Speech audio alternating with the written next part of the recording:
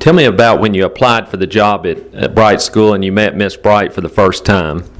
Well, John, back then, you didn't apply for the job.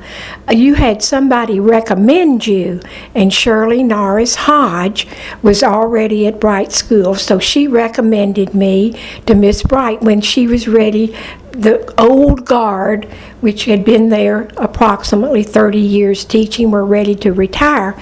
So Miss Bright called and we set up an appointment, and I went, and we had a very nice visit one Saturday afternoon, and then she told me that I could teach first grade there the next year.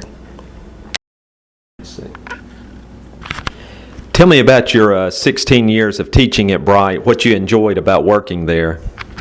Well, John, it was really very nice because the parents were most cooperative, wanted their children to learn, and they had nice manners, and the children were cooperative, and it was just really pleasant because there was no ugly talking and people being unkind to each other.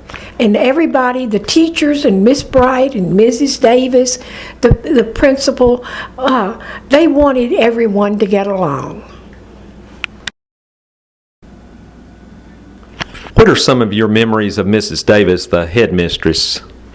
Well, I first knew Mrs. Davis at the university because she was my advisor at the university, and she was in charge of several education courses there, and she went to Bright School. In fact, Miss Bright saw that I had the job, but Mrs. Davis was there. Miss Bright retired before I ever got there, and Mrs. Davis was a very conscientious lady, and she wanted things to be done just right, and she saw to it that the schedule and the curriculum were doing just the best they could be. She was really lovely, and I enjoyed her.